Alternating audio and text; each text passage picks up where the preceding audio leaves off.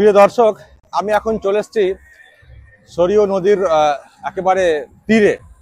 কারণ আজকে তো রামলালার প্রাণ প্রতিষ্ঠা হয়েছে এবং তারপরে দেখুন কিভাবে এই নদীর তীরকে সাজানো হয়েছে দিয়া জ্বালিয়ে। লক্ষ লক্ষ দিয়া জ্বালানো হয়েছে নদীর তীরে। অনেক মানুষই এসছেন, সেলফি তুলছেন এবং কি সুন্দরভাবে সাজানো হয়েছে নদীটাকে। এবং দিয়া তো জ্বলছেই, একদিকে তো দেখতে পাচ্ছেন প্রচুর সংখ্যায় দিয়া চলছে, মানে জ্বলছে এবং অদ্ভুত এক মায়াবী রূপ আমি দেখতে পাচ্ছি। যে দৃশ্য ফুটিয়ে তোলা হচ্ছে বা যে দৃশ্য মানে এসে গেছে আর কি, অটোমেটিক্যালি দিয়া জ্বালাতে হবে আজকে, দীপাবলি মানে মানাতে হবে বা বানাতে হবে, যেহেতু রামলালার প্রাণ প্রতিষ্ঠা হয়েছে। তো সুতরাং সেটাকে মাথায় রেখে যে আয়োজন, এবং আমি দেখছি আমার কাছে অনেক ভিডিও এসছে বাংলারও বিভিন্ন প্রান্তে যারা রাম ভক্ত, যারা এগুলোকে মেনে চলেন, তারা দেখছি বাড়িতে সব দিয়া জ্বালিয়েছেন। খুব ভালো লাগছে ভিডিওগুলো দেখে আমার। এবং এখানে অযোধ্যাতে আমি যে রয়েছে, এখানে আজকেই প্রাণ প্রতিষ্ঠা হয়েছে এবং তারপর কি দৃশ্য এই অযোধ্যা শহরের। এবং এই যে সরজু নদী বা সরিয়ু নদী অনেকে বলে থাকেন, এই নদীর তীরে দিয়া জ্বালানো হয়েছে এবং দারুণ একটা মায়াবী একটা দৃশ্য ফুটে উঠেছে। নিশ্চয়ই দর্শক আপনারা ফিল করতে পারছেন। এবং একটা কথা বলে দিই, একদিকে তো সব দেখলেন, আর এই প্রান্তে সব বড় বড় লাইট লাগানো দেখছেন, সব স্টেজ টাইপের বানানো রয়েছে। দুদিকেই দেখুন স্টেজ টাইপের বানানো রয়েছে। এগুলো সব হচ্ছে বড় বড় মিডিয়ার টক শো করার আর কি জায়গা, মানে এমন একটা জায়গা বাঁচা হয়েছে বা এখানে অ্যালাউ করা হয়েছে যে এই নদীর তীরে যেগুলো সব আপনারা দেখছেন অযোধ্যা থেকে টক শো চলছে, সেগুলো সব কিন্তু এই নদীর উল্টো দিকে, যেদিকে দিয়া দেখাচ্ছিলাম তার উল্টো দিকে সব স্টেজ মানে তৈরি করা রয়েছে আর কি, সেট তৈরি করা রয়েছে লাইট টাইট দিয়ে। এখানে সব টাইম টু টাইম শো হবে বা শো হয়েছে। দেখছেন অনেক সব প্রোগ্রাম হচ্ছে, প্রচুর মানুষজন এখানে আছেন। দর্শক একটাই কথা বলবো,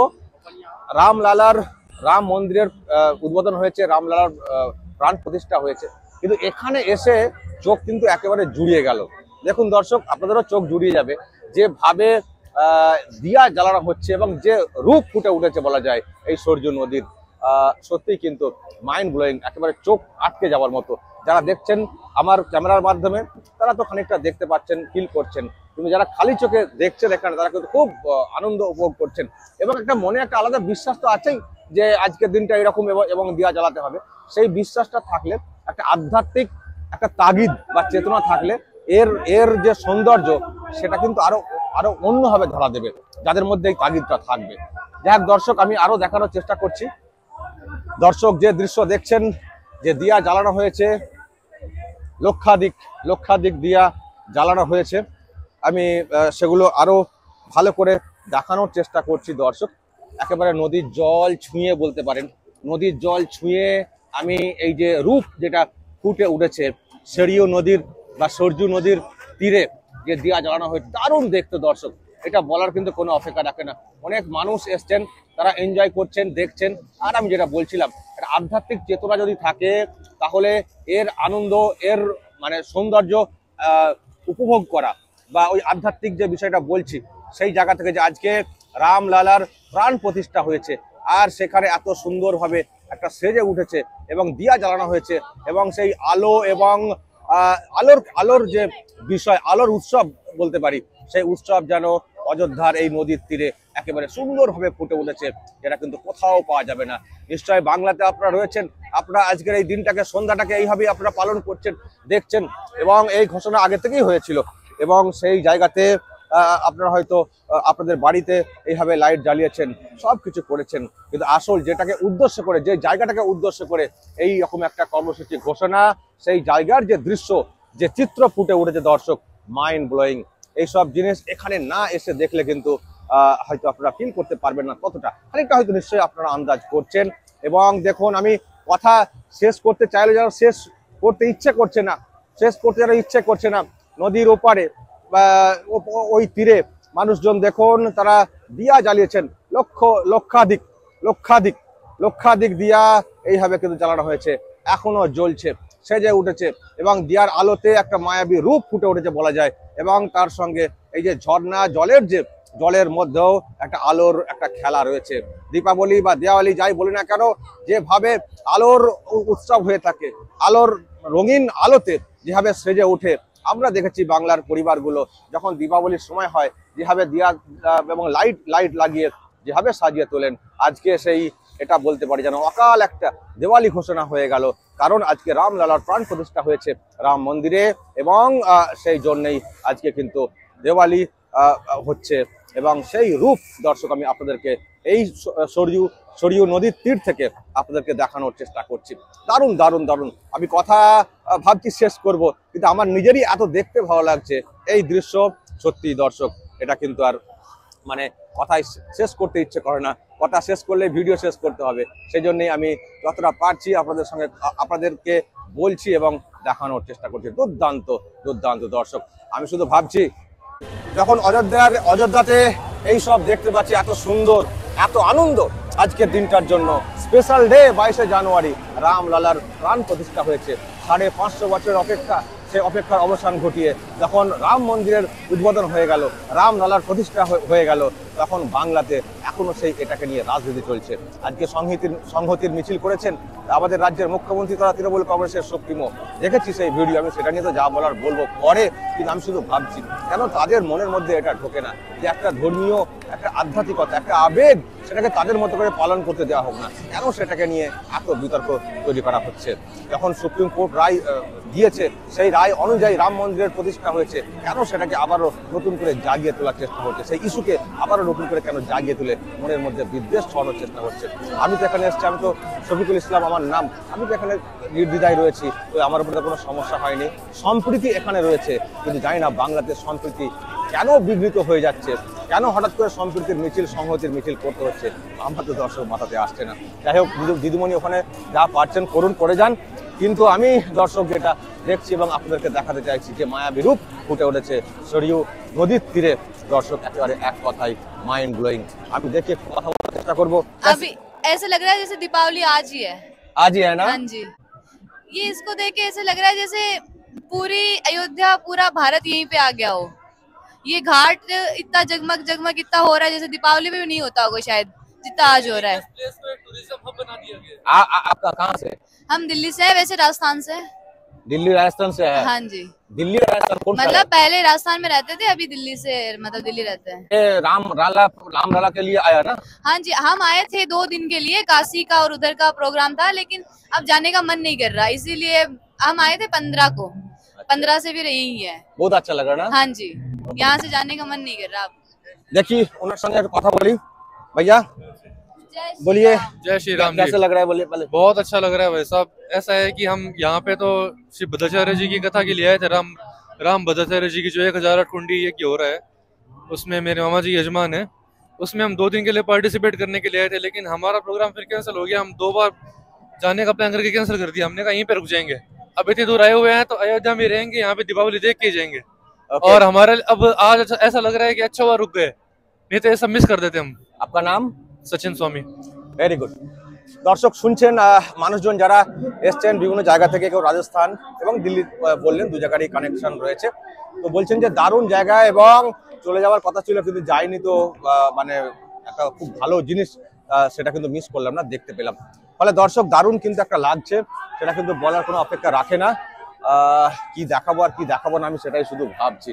দুর্দান্ত দুর্দান্ত দর্শক, মাইন্ড ব্লোয়িং। আর আমি যেটা বলছিলাম যে কেন এইসব নিয়ে বাংলাতে এত কিছু হচ্ছে, এটা ভালো জিনিস ভালোভাবে করতে দিন না, যে ঘটনা ঘটেছিল সেটাকে ভুলতে দিন না। আমি তো নিজে বলছি সেগুলোকে ভুলতে দিন না, কেন সেটাকে নিয়ে এত ইস্যু ক্রিয়েট করছেন? আজকে মুখ্যমন্ত্রী যেভাবে কথা বলেছেন, আমি শুনেছি বক্তব্যগুলো, আমি সেটা নিয়ে পরে আসবো, আমার কিন্তু মোটেই ভালো লাগেনি। তিনি এটাকে নিয়েও একটা রাজনীতি করার চেষ্টা করছেন। দেখুন, আমি আগেও বলেছি যে কেউ বলবেন যে বিজেপির এটা একটা পলিটিক্যাল ইস্যু, পলিটিক্যালি কতটা কি প্রভাব পড়বে জানি না, কিন্তু মানুষের এত আবেগ সেটা কিন্তু এখানে এসে না দেখলে কিন্তু আমারও বিশ্বাস হতো না। মানুষের এত আবেগ, রাম ভক্তি, রামের প্রতি আবেগ এবং 550 বছরের প্রতীক্ষার অবসান, সেই জায়গা থেকে মানে এটা হয়েছে, এবং তারপর এই দীপাবলির মতো এরকম দৃশ্য ফুটিয়ে তোলা। মাইন্ড ব্লোয়িং দর্শক।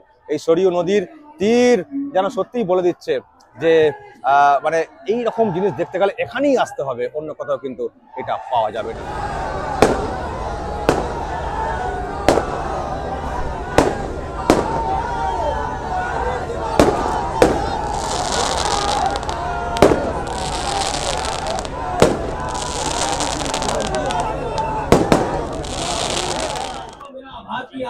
দর্শক দেখতে পাচ্ছেন সব টিভি শো হচ্ছে, বিভিন্ন চ্যানেল আমি দেখতে পাচ্ছি সব এখানে এসেছে, একেবারে সেট তৈরি করে শো করছে।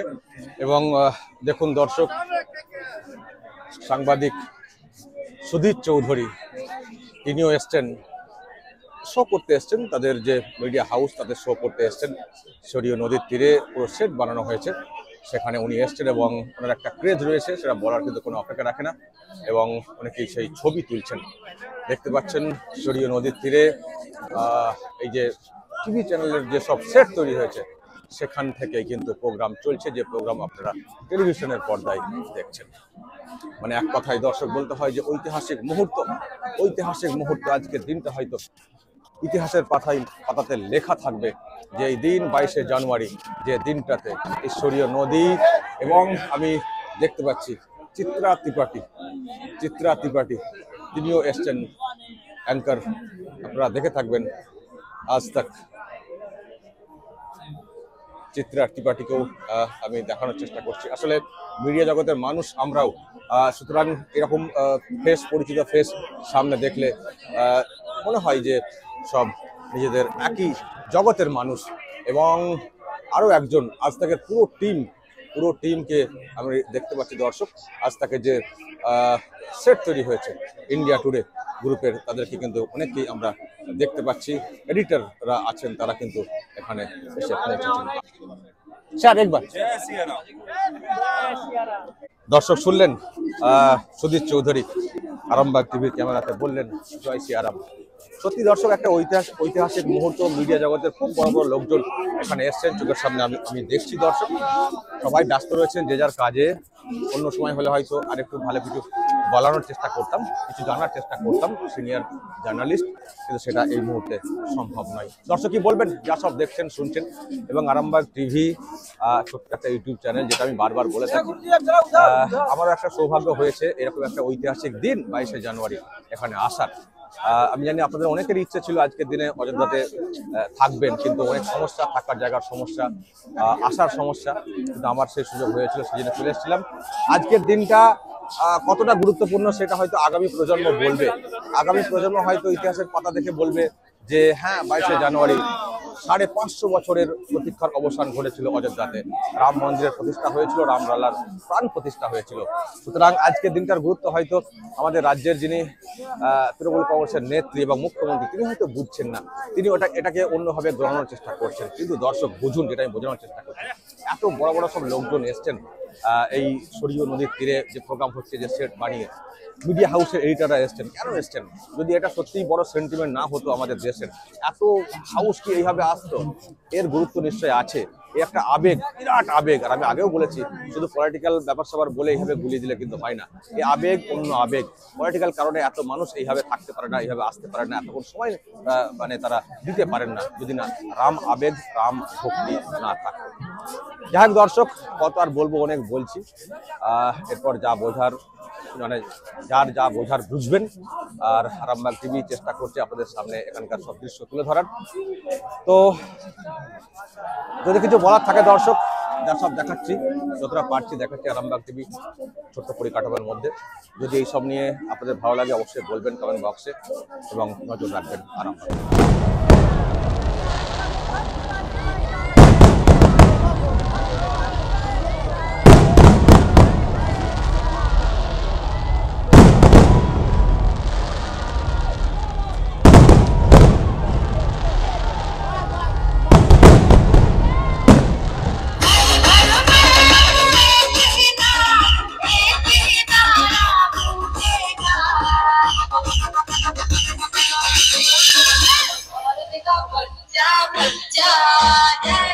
Freedom.